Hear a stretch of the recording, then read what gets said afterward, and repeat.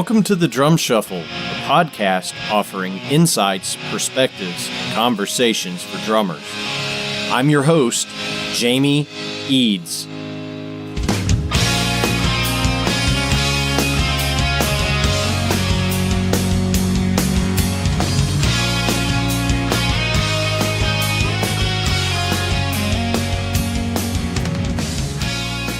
How's it going out there, everybody? Welcome to the Drum Shuffle. Jamie Eads joining you as always. This is episode number 30. Have the great honor today to bring to you a fantastic interview, in my opinion, with one of the nice guys in rock and roll. He's been with the same artist for 38 straight years. That artist, of course, Weird Al Yankovic. We will be joined by the great Jon Bermuda Schwartz in just a moment, so please stay tuned. Los Cabos drumsticks may be the best-kept secret from drummers today. Los Cabos drumsticks makes the finest tools to touch a drummer's hands in the business. The best news, almost every popular stick size is available in both white hickory and red hickory. If you don't know what red hickory is, it's made from the heartwood of the hickory tree, unlike regular white hickory, which is made from sapwood. Red hickory drumsticks will hold up to even the hardest-hitting drummers. Their durability comes from the density of the wood, but they do not sacrifice the feel. Please visit LosCabosDrumsticks.com to learn more about their products. And don't forget to ask at your favorite retailer for Los Cabos drumsticks. All right, everybody, as I mentioned, we're going to be joined by Bermuda Schwartz here in just a couple of seconds. Of course, Bermuda has been playing with Weird Al Yankovic, along with many other artists, quite honestly, but he's been with Al for 38 straight years. And Bermuda, in our interview, he talks quite a bit about just kind of how the Weird Al gig has evolved over the years. Certainly a trailblazer in the use of electronics, video, just the theatrical production. And Bermuda is just a wonderful historian of the instrument, and has been playing Ludwig drums his whole life. It's just really kind of cool to hear some of those stories as well. And Bermuda has always been willing to lend a helping hand to another drummer if he's asked. So I certainly respect him for that. So please help me welcome Bermuda Schwartz to the Drum Shuffle. Hey, good morning, Bermuda. How you doing? I'm doing great, Jamie. Thank you very much. Oh, awesome. Hey, thanks for taking the time to come on the Drum Shuffle. We appreciate it. Oh, my pleasure. Cool. So, Bermuda, what we typically do on the show, you know, we go back. We're going to let you relive some of your childhood here. I know you started playing at an early age, and I know the story of how you got your first kit, but I do want you to share that with our listeners, if you would indulge me, because it's such a cool story. Well, my older brother, he's 5 years older than I am, we lived in Chicago, and my father was in advertising. And he did something with Ludwig, and I don't know what it is, and all the people that know are gone, unfortunately, but he did some sort of an ad or some kind of a campaign or something. This would have been the late 50s. And Bill Jr. Bartered out, instead of paying my dad, gave him a snare drum and a stand and sticks and brushes and a Haskell Haar Rudiments record and a practice pad and a Macintosh snare cover, and that was payment for doing this work. And I almost immediately, my father also bought a matching bass drum and rack tom to make a three-piece kit, and my brother began taking lessons in Chicago. I believe he took from Roy Knapp, who was a very well-known teacher there. Yeah. We moved to Phoenix, and at an early age I started taking accordion lessons, of all things. And my brother switched to guitar, and I inherited the drums. That was in 1965, and began taking drum lessons. And that was my first kit. The snare came directly from Bill Ludwig himself. What's unique about that snare is, and I'm sure, you know, as Ludwig did it from time to time, they would cheap out on things. He didn't even put lugs on the drum. He had rods that went from top to bottom. I mean, it was almost it was a very rare snare. I mean, it wasn't a catalog drum at all. He just wanted to save, you know, $2 on lugs, I think. And so he just put basically T rods and you know, claw claws on single flange hoops, and on the bottom there was literally just a little hex nut, and that was it. You didn't tighten both heads. I mean, they both tightened together. And I wish I still had that drum. I mean, it was truly one of a kind, and it was really cool. It was blue and silver Duco, and unfortunately, all of the drums are long gone. I did terrible things to those drums. I turned the snare into a lamp eventually. The bass drum, I did something that I don't remember where I picked this up, but it must have been back in the 70s. I used to work with polyester and fiberglass resin and stuff, and I fiberglassed the inside of the bass drum. I must have heard about it somewhere that people were vibrifying their bass drums, that some of the pros did that. Yeah. And so I did that. I put the fiberglass mesh on the inside. It was like boat fiberglass, and put the resin on, and it made a nice hard interior. It was like boat fiberglass. And it was actually pretty cool. I mean, it ruined the drum. I mean, it was no longer a vintage drum, but it actually sounded great. I think I recorded Weird Al's first album with that drum, in fact. Oh, wow. That's cool. Very, very cool. Anyway, I do remember eventually selling that. I must have thought I had 3 drum sets at one point, and I must have thought that was too many. So I sold that drum for $5, maybe 10, and what a crime. This was in the early 80s. And, I wish I hadn't. I wish I had all that stuff. I wish I had all my old stuff. But I think we all do. Yeah, sure. It goes without saying. I mean, we all have, the one that got away, or the kit that got away, if you will. But the snare sounds awesome. It sounds like it was like the first ever free floating snare drum. Well, pretty much. I mean, it wasn't. Actually, they had single tension snares. Like marching snares. They would just on the junior models, they had one rod that went all the way down. I mean, but it had a little guide in the middle, and that looked like a lug, or they put lugs on them, and then they ran the rod all the way through it. I mean, this had nothing. I mean, this was just a clean shell, literally, except for the throw-off and the butt plate were attached. But apart from that, I mean, it was a virgin shell, and again, a very unique drum, and I guarantee you that Bill Jr. was just trying to cheap out, but that's what made it so cool, and the fact that it came from him. And my only real regret, more than anything, is I never found out exactly what it was my dad had worked on for the company, and that would be cool to have something like that, to put that up in a frame somewhere.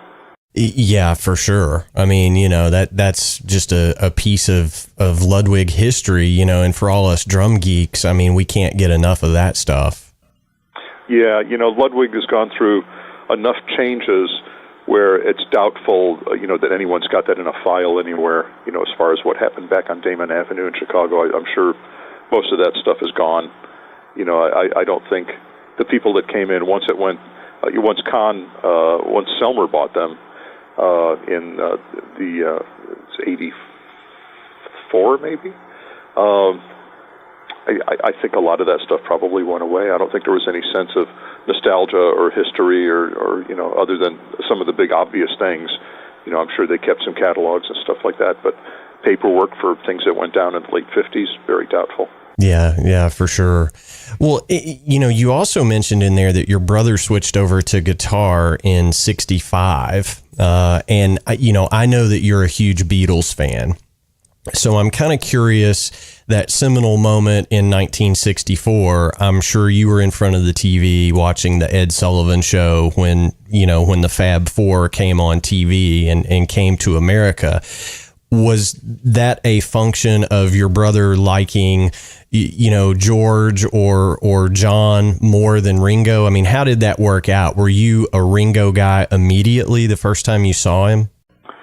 Well, probably. I wasn't really playing drums at the time, but I don't know that. He was. We lived in Phoenix, and he was very much into country music. Certainly he would have been aware of the Beatles and all that, but I don't know that they would have had an influence on him necessarily. And certainly Ringo did on me, but not just Ringo. I mean, my parents had Gene Krupa albums and Latin orchestra albums and stuff. I mean, they had Alan Sherman albums, so I had a little bit of a dose of comedy music. And, so I had several influences. It wasn't just Ringo, but, he was a big one. Hal Blaine, because of all the different artists that he played with in the 60s, recorded with, unbeknownst to me, he was a big influence at the time. Yeah. I learned later on just how many songs I loved and parts I emulated that were actually just him. Yeah, we had Lib DeVito on not too long ago, and I was asking him about his influences, and he said, I can remember the day that I found out Hal Blaine was like 7 of my favorite drummers. Yeah, he's 10 of my favorite drummers. Yeah, I mean, the guy was just everywhere during that era. He was, a pioneer for us rock and roll drum guys, it was inescapable. Now, I know that once you started playing drums, you got involved with some formal lessons and marching band and concert band and things like that. Tell us a little bit about that phase of your development as a player. Well, I didn't really get involved in like a school band or anything for a few years. I was 9 when I started taking lessons. And actually, I don't know if there was a band at my school, or I don't think there was a music class per se, or I certainly wouldn't have been ready for it.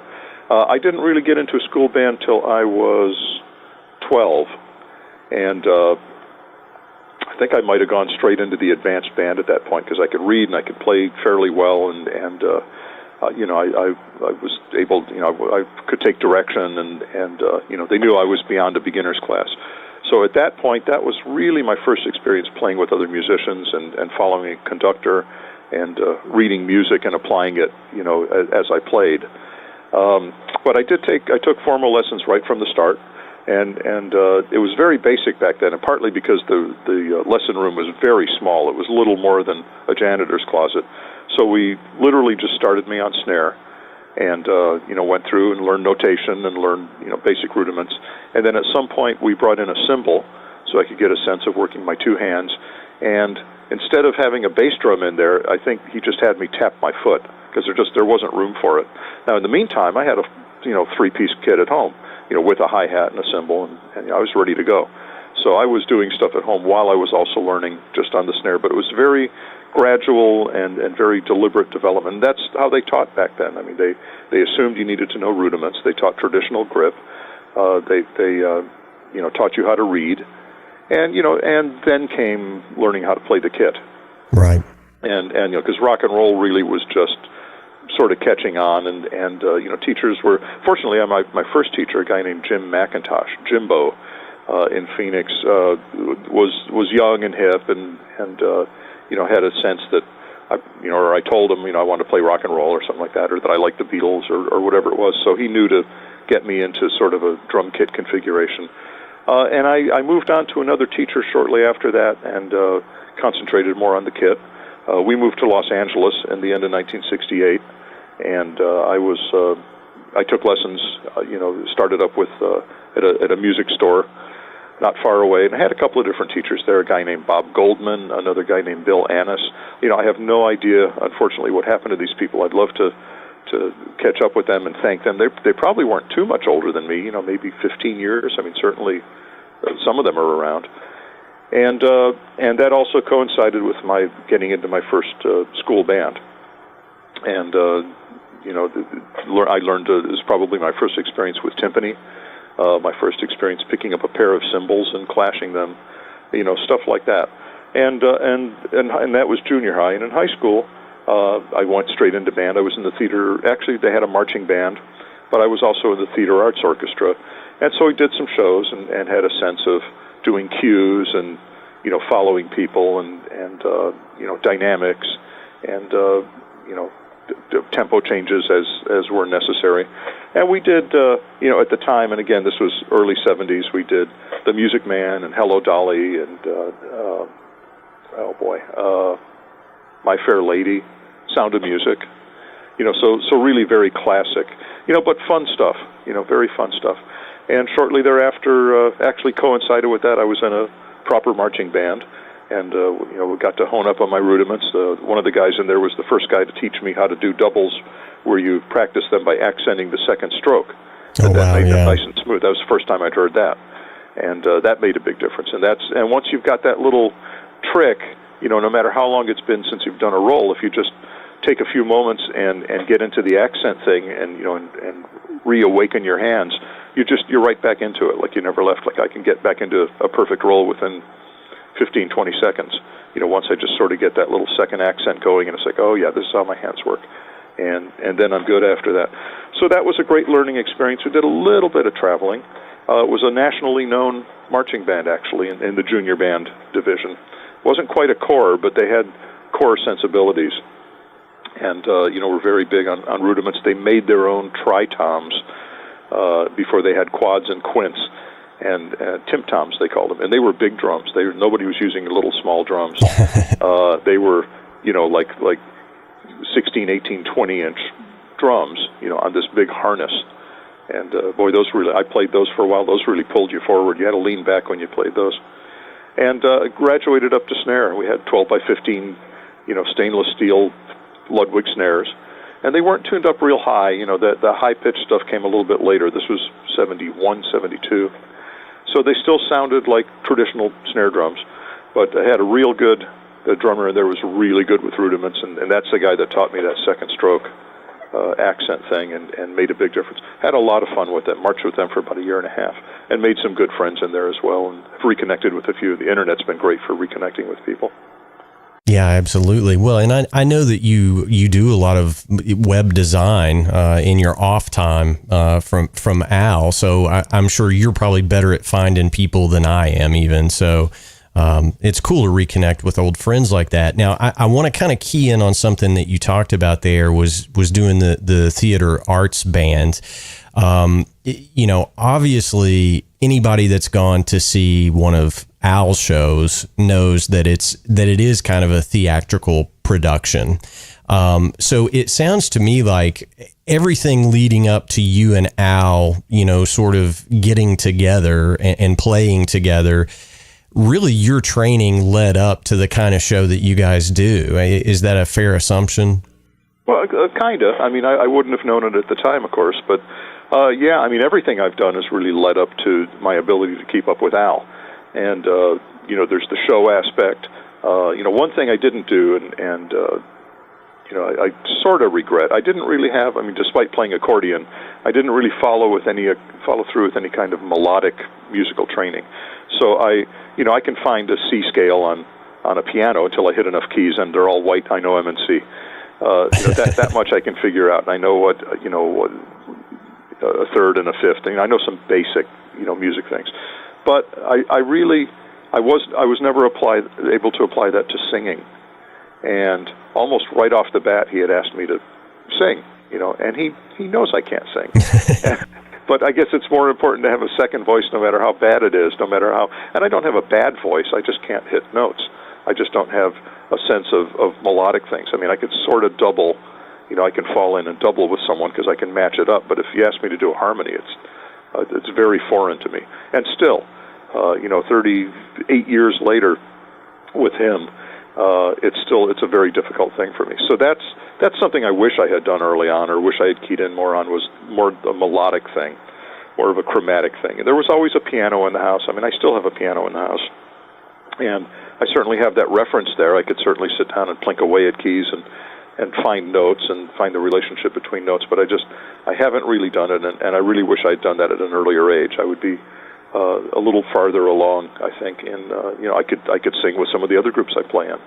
There's been one or two occasions where I've been replaced by a drummer because he could sing. Yeah, and that's fine. And that's okay. I don't claim to be a singer and worry about someone singing better than me. They all sing better than me. So that's one thing I sort of wish I had done. But as far as everything else, as far as being able to, early on, the very first recording session I did back in 1970, I played to a click, probably because the guy thought I couldn't keep time, and I probably couldn't.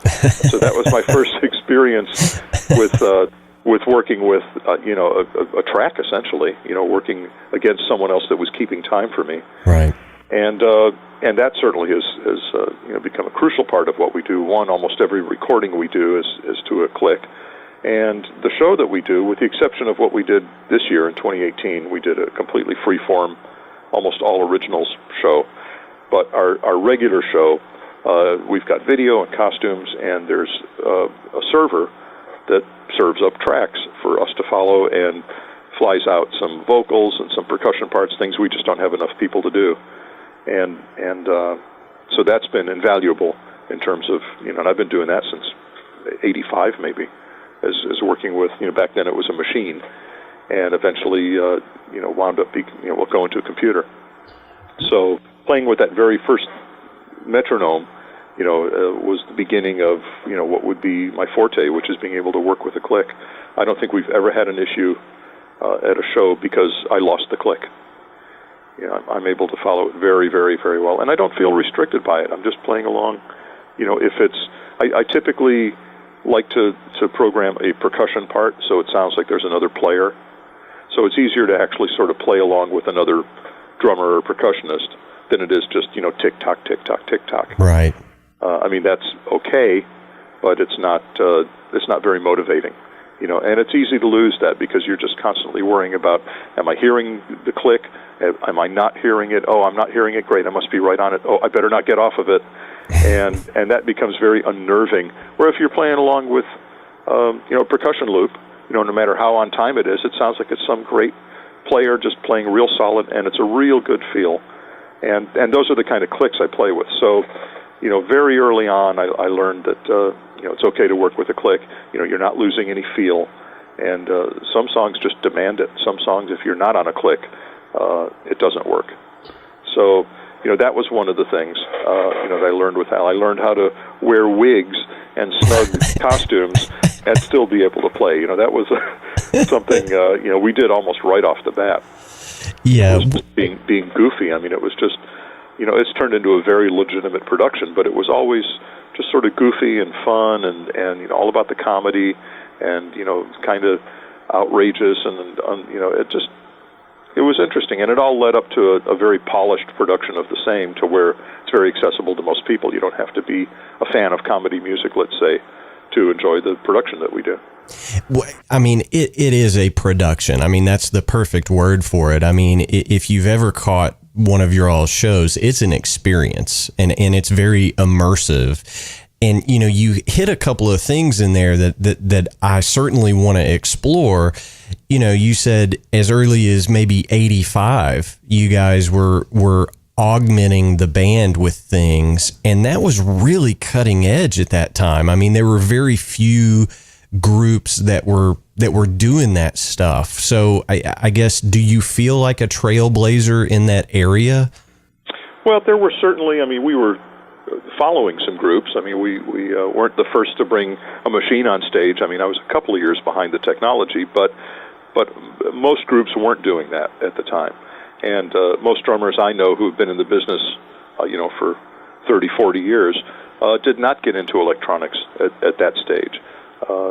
They waited. My thing was, and I wasn't paranoid, but, I remember when the Lindrum came out, I think 1980, maybe 81, drummers are, the big fear was, the machines are going to put drummers out of business. And, which one never happened. Two, machines at the time, they were really being exploited. So, producers were programming parts that would have been impossible for drummers to play anyway. It wasn't a competition, nor could machines do a lot of things that drummers did. So nobody was being put out of business. But my first thought if people are using machines, I'm going to go get a machine. Right. So it took me a couple of years to get on that bandwagon, but I think early 1985 I got my first machine. It was a Yamaha RX-11, and it was interesting. It had a very stiff sound. It wasn't smooth and solid. It had a feel, but not a good feel, unfortunately.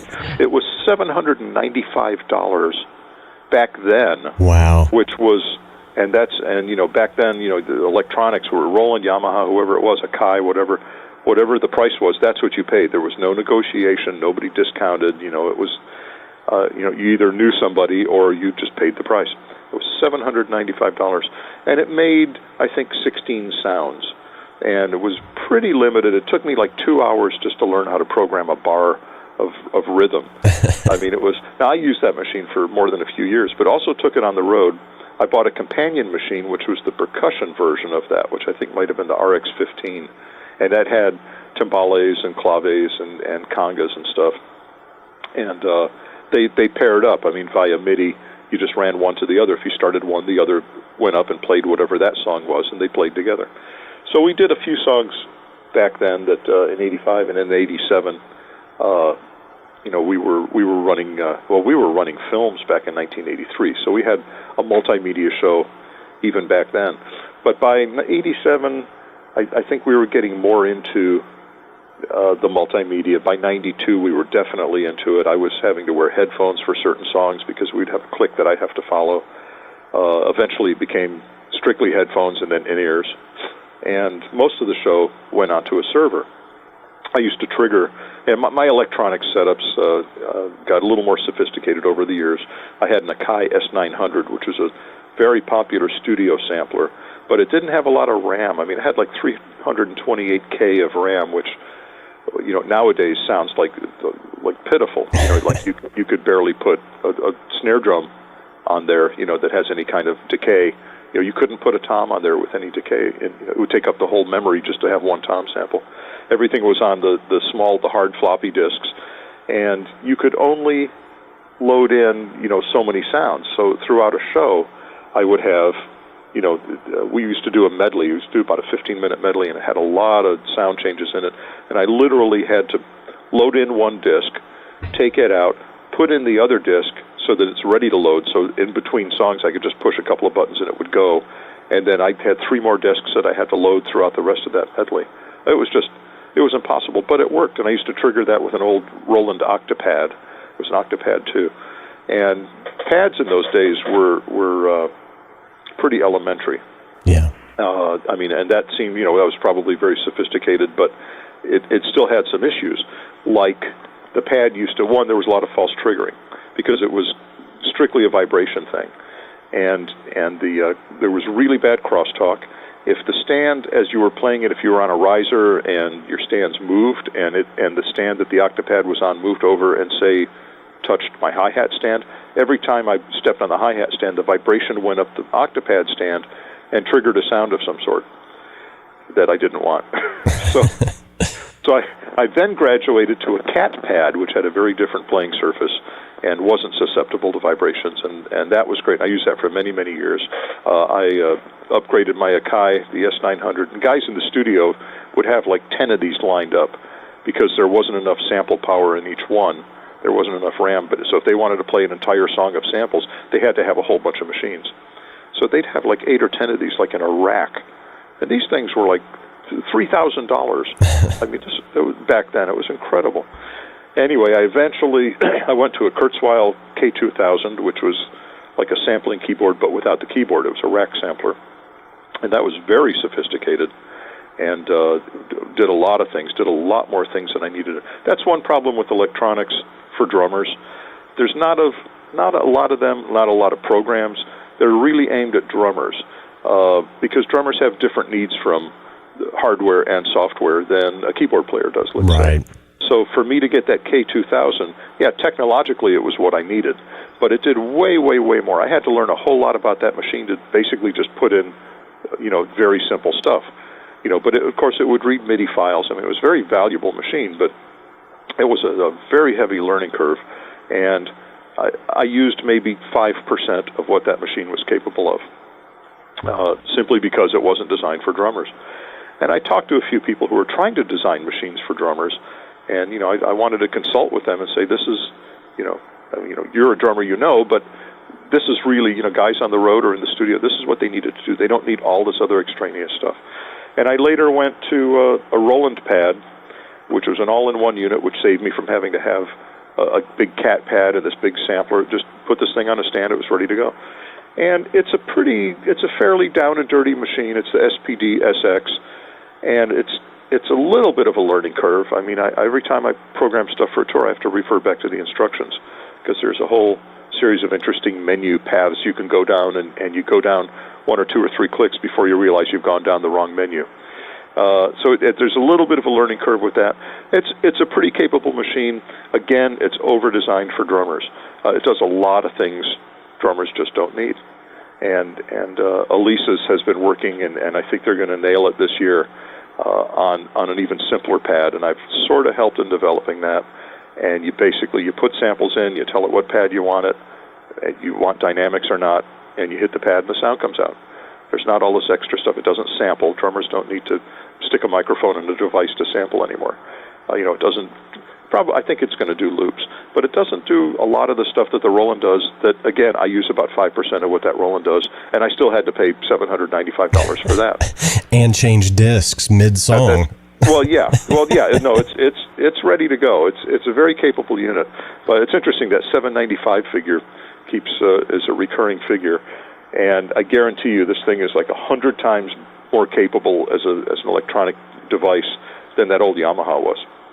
Well, I mean, I think that's just, the razor's edge of technology. I mean, if you think back, you probably paid $1,000 for your first VHS VCR. I mean, it's sure. When you're on the cutting edge of things, you pay for, the infant stage of whatever that technology is. And as more and more people adopt and improve, the price goes down. And it's just, but to your point, doing this show, I'm set up to have pretty much a full recording studio here in my house, and I'm using 10% of the capability of the system, just to do a podcast.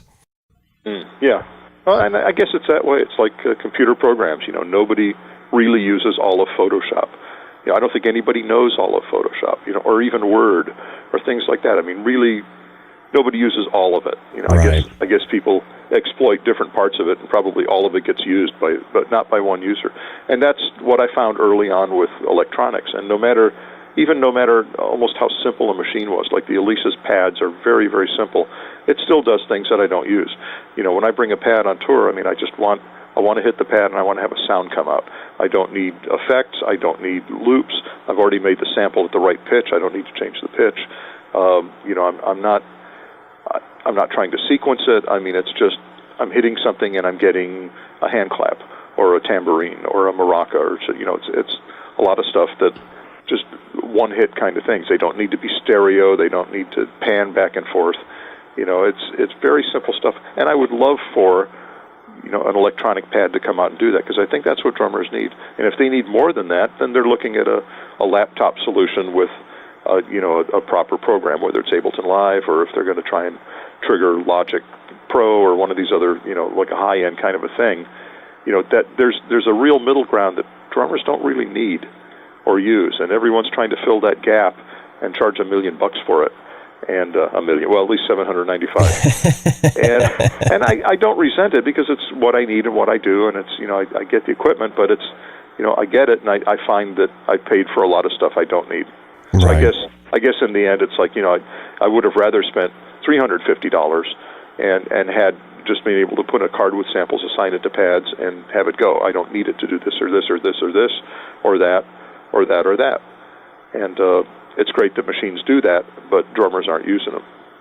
Yeah. So, yeah. But it's interesting. My job with Al has become a little simpler.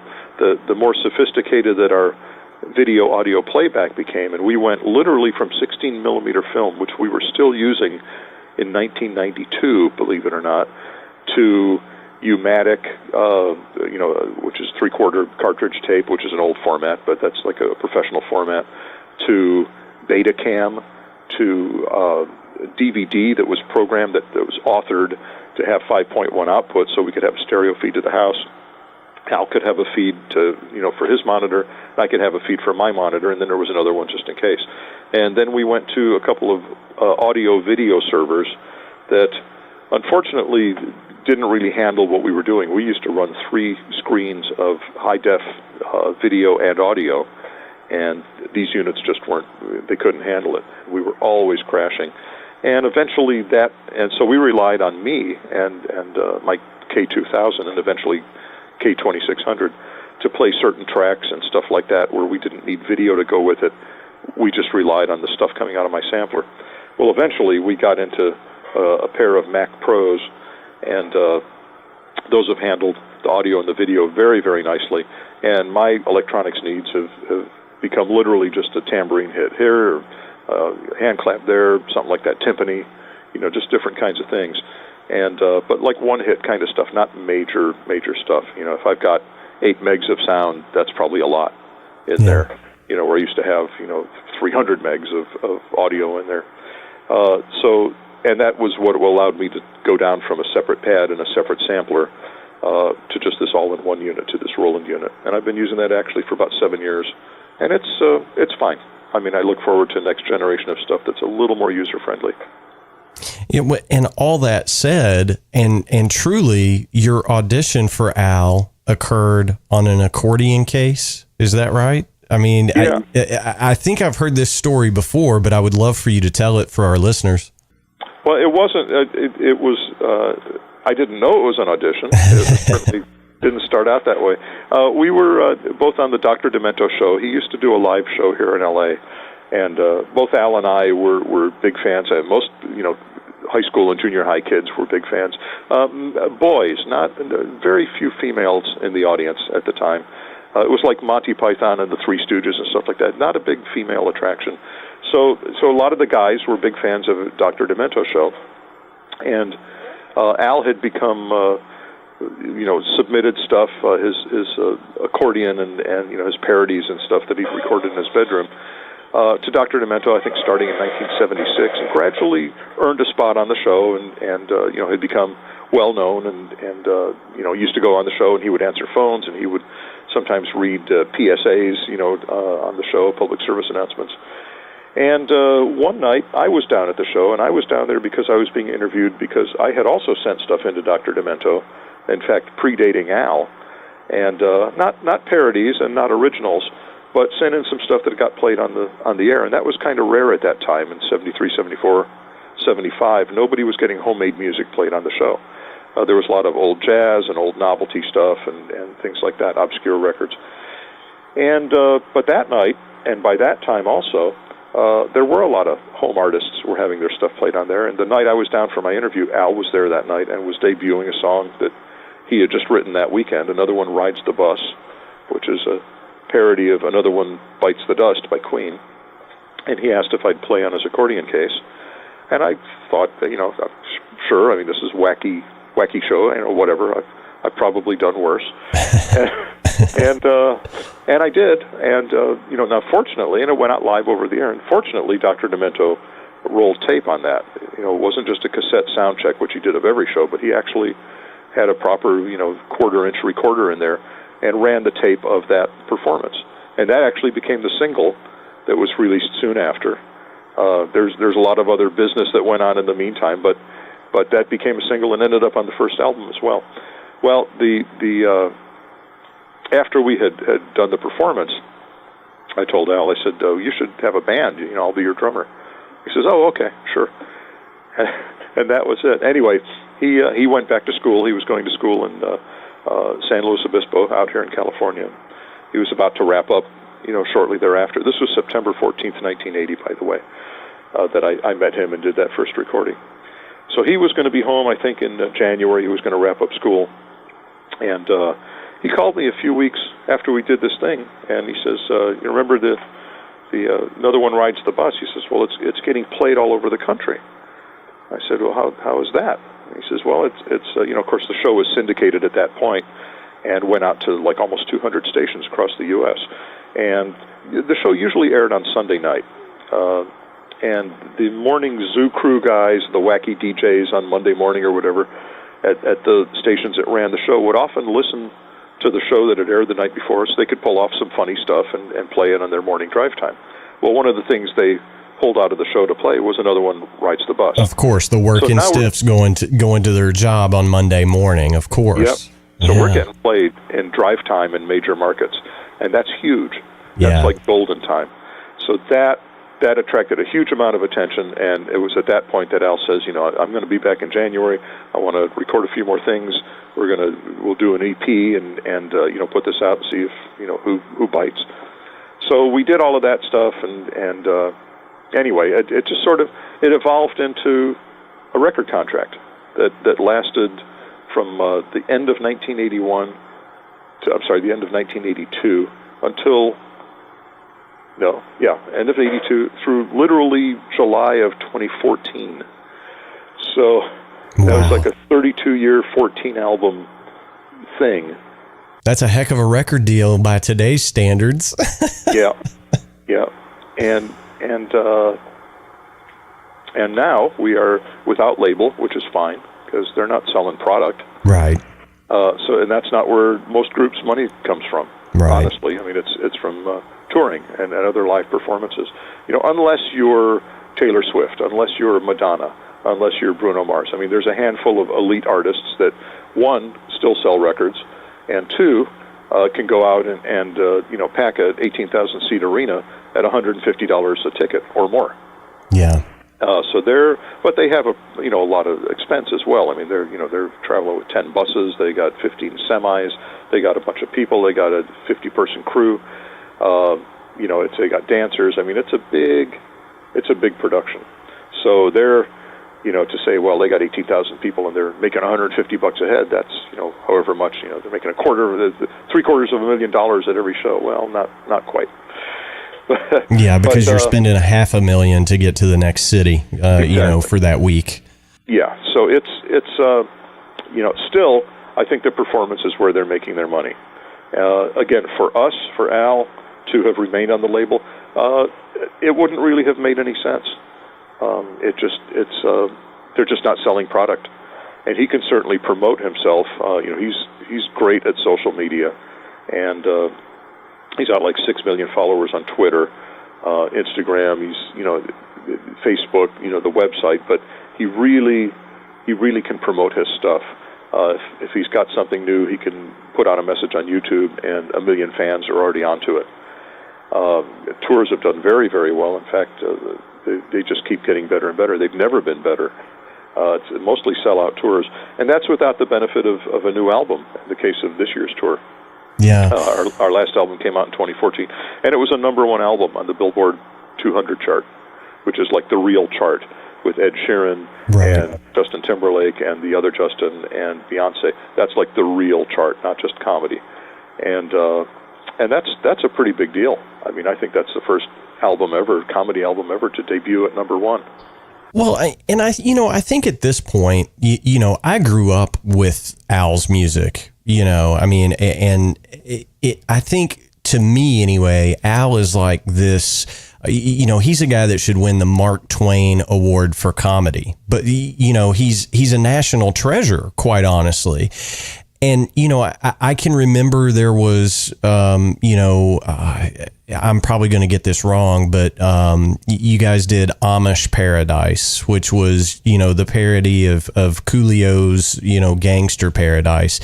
And he got really mad about it. And, I thought to myself, you've made it as an artist if Weird Al is doing your stuff. If he's doing a parody of your song, you're going to sell even more records, and I think it just goes without saying that Al's ability to do those things, there's just nobody else out there that can do that. That's a long way for me to get to, ultimately my question is, you play every genre of music with Al. You play hip hop, you play rap, you play reggae, you do, straight up pop, you do heavy metal. How hard is it for you as a player to go from all those different genres in a show? Well, for me, a lot of what I do, a lot of the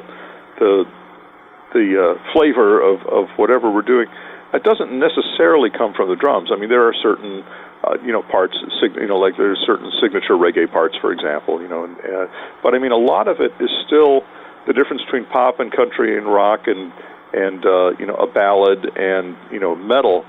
Those are all mostly 2 and 4. So I'm not the one generating the feel as much as the sound of the guitar or the rhythms that the keyboard or the guitar player are doing, or horn lines, or things that add a lot of the particular genre, like funk and soul, that doesn't always come from just the drums. I mean, most of it comes from other instruments. The bass being funky around a straight drum part, for example, around a 2 and 4 drum part.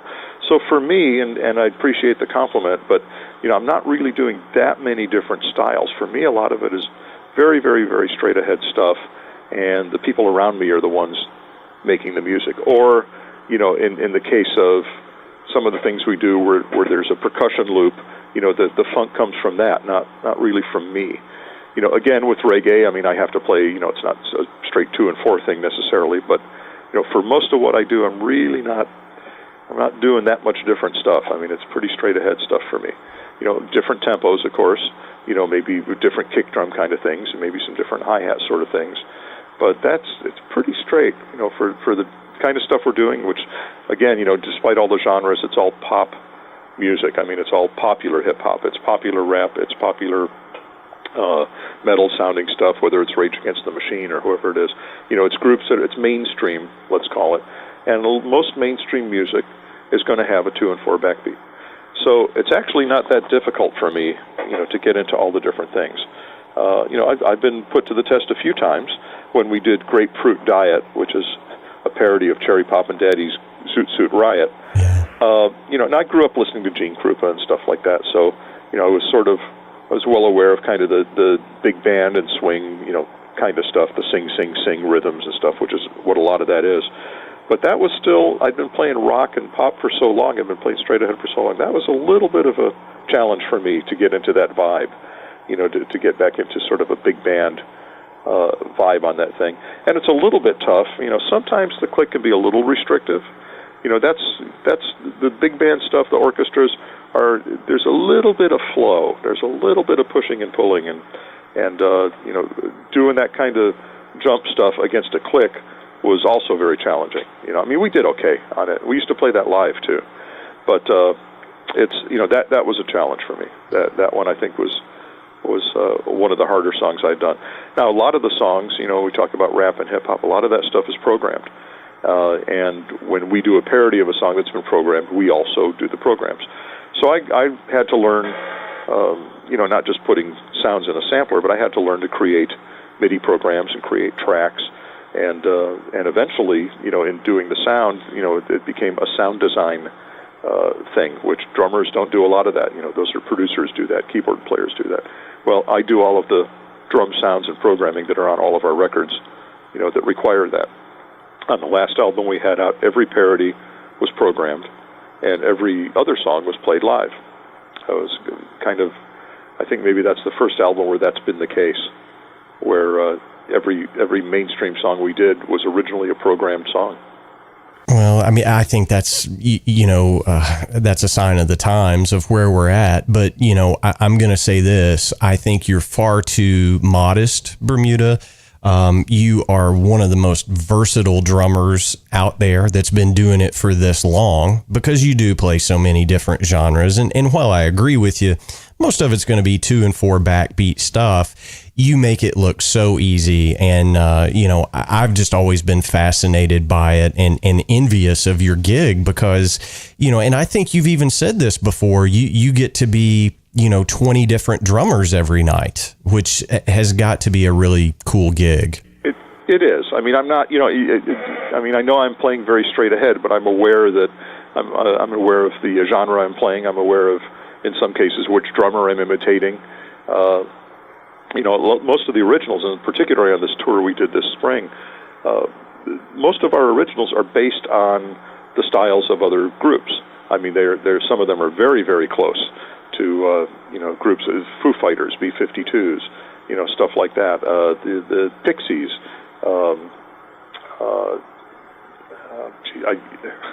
It escapes me. Ben Folds. There's some very recognizable, very kind of signature things I have to do, signature sounds I have to get. And when I'm playing these things, I mean, I feel like I'm in those bands. So it is like playing in a bunch of different bands. Each night, even if I'm playing the same part on every song, every song becomes unique, and it's fun. It's fun for me as well. I mean, and if it wasn't fun, I might not do it. I mean, the pay is fine, but I drum for fun, and if something's not fun, I won't do it, and you'd have to pay me an awful lot of money to get me to do it. and I would still complain about it, but all the way to the bank, as they say. Of course.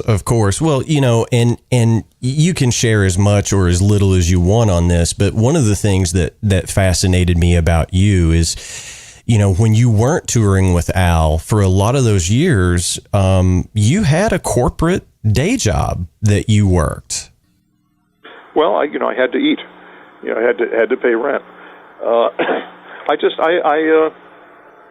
It's interesting because I had a regular day job. I mean, a full-on career concurrent with the rise of Al. I mean, and well into our careers. I mean, I was working a day job until 1996. Now, fortunately, and I can't say that every company would do this. In fact, most companies won't, and particularly today they won't.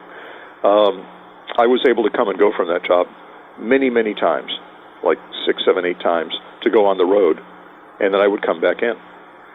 And again, most companies, even if it's a company, say that's like you work for a big music chain, and they really like to be nice to the employees that are musicians, and they'll let them go do stuff.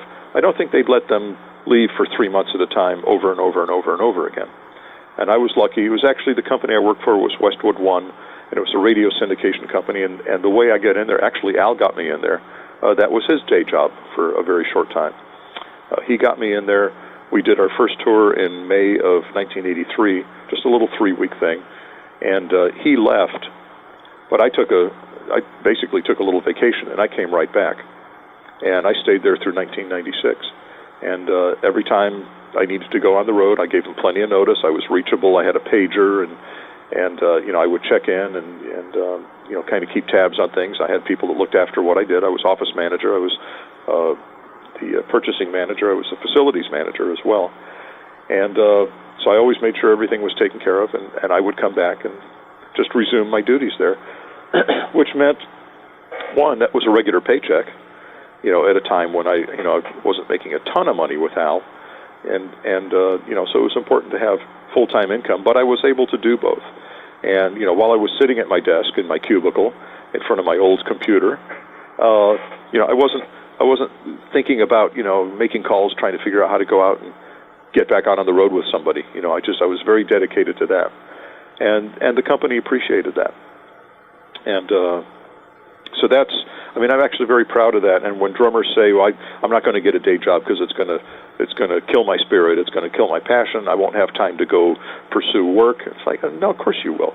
I mean, not only, yes, I had the Al thing, but I worked in other groups too. I was quite busy. I was never busier in my life than when I was musically than when I was working a day job, because the time I wasn't working was really precious. It was very special. It made playing with groups and rehearsals and things like that, made that very special. And honestly, if I wasn't working, it's not like I would be sitting around 8 hours a day rehearsing with bands or going out and trying to get work. It doesn't quite work that way. So anybody that says, well, I'm not going to do that because it's, I'm an artist, I don't have to work. Just go get a job. Most of the guys you're going to play with are going to have their nights and weekends free anyway because they're working. Go get a job, get some income, pay for your sticks and heads and strings and cables or whatever stuff you need, pay your rent, keep your lights on, put gas in your car, and be a real person so you can afford to be a musician. Yeah. Until that turns around. And for me, it turned around. It probably turned around in the early 90s. And I just sort of hung in there at Westwood One, just, I guess, because I could, and it hadn't occurred to me to leave. And in 96, I had an extended tour, and by the end of that tour, decided to not return, and which was a good decision, and not one that I regret, and one, in fact, that's bought me a lot of free time in the last 22 years, to just be a full-time musician and not have to, be in an office 5 days a week if I didn't want to. Sure. And I didn't mind that, but I definitely appreciate not doing that. Yeah. And I did that for long enough. I did that for 14 years there, and that's fine. Again, no regrets. And I waited until I was able to make a comfortable transition. Yeah, well, point well taken that it makes the music part of it special. I get that.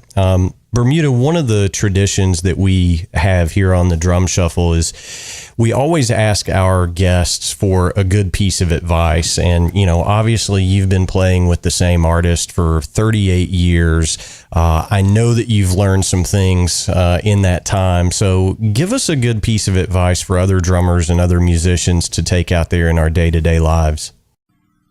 Well, there's a few things, I think. One, as a person, certainly, but as a musician, to keep growing and keep learning. And both as a drummer and as a musician, which are kind of two different things. I think hopefully we're all musicians first, and then the instrument we play is drums. If someone asks what I do, I tell them I'm a musician, and then I have to admit I play drums. But I rarely just say I'm a drummer, because again, it's kind of two different things. There's two different perspectives on each, on what you do with each. Like, just playing drums doesn't make you a musician. You can be an amazing drummer and not be a very good musician. Yeah. So it's important to learn and grow as both, and we never stop learning or growing. I mean, Vinny, is still learning. We're all, hopefully, we're all growing, and I think it's good to learn as much as you can, but you also have to realize you're probably not going to get to play more than 5%, and there's that figure again. You're probably not going to get to in real life play more than 5% of the things you know, and that's okay. It's going to be a lot of 2 and 4. And that's where drums fit in most music. That's it. I would say also to not set limits on a career. I mean, I've run into a lot of young players that, prospective players that say, if I'm not a professional drummer by the time I'm 25 or 30, I'm giving up. I'll just go get a day job. That's like, no, don't ever give it up. If you love doing it, just do it. And do it because you love it, not because you need to turn it into a career. I mean, if it happens, that's great. But don't, if you cut yourself off at age 25 or 30, you're guaranteeing that nothing's ever going to happen. I mean, a lot of things don't happen until you're 40 or maybe 50. There's really no age limit on achieving some success in the business. It can happen at any time. Yeah, there's a lot of young players out there. There's a lot more players that didn't really get noticed until they were in their 30s or 40s, or 50s. So I would say don't. It's good to set goals, but don't really set limits, because you could just be hurting yourself. And I think it's also important to keep a good attitude, just in general. In the music business, nice people finish first. So I would say be a nice person. Well, that's all really good advice. And, I'm going to share just a real quick personal story as it pertains to you. Our paths crossed a couple years back, just by chance, really. And it just so happens that a good friend of mine had just built and donated a snare drum for charity for the Louisville Leopards. And if my listeners don't know who that is, it's a group of young kids. They come in, they learn songs on, percussion instruments. But my friend Kevin Smee up at Bowie Custom Drum had built a snare drum and for charity. And I asked Bermuda if he wanted to participate in that in any way. And immediately, without question, here is a signed drum head from Al and the rest of the band. Stick it on that snare drum, see if we can bring a little bit more money at auction. So nice guys do finish first, and you are certainly one of those, Bermuda. We appreciate that. Well, thank you so much, Jamie. I appreciate that. Well, I knew you wouldn't tell it, so I had to. But you're always willing to help a fellow drum brother out. You've demonstrated that countless times, and certainly by being on our show today. So I want to thank you so much for coming on. It goes without saying, you're welcome here anytime that you or Al has anything going on that you'd like to come on and talk about. The door is always open, Bermuda. Thank you so much. Thank you, Jamie. All right. We'll talk to you real soon. All right, everybody, that's going to do it for episode 30 of the Drum Shuffle. Thank you so much for tuning in. We certainly can't do anything here without every single one of you guys. Go ahead and hit the subscribe button on whatever platform you're using to listen in today. It certainly helps us. We also love hearing from each and every one of you throughout the week. Our email address is thedrumshufflepodcast@gmail.com. Our web address is thedrumshuffle.com, and you can find more information on me over at jamieeads.com. Again, many thanks to Bermuda for joining us today. We've certainly learned a lot from him. We've got some great guests coming up for you over the next few weeks, so you are not going to want to miss a single episode that we have coming up. So until next time, may your heads stay strong and your sticks never break. Cheers.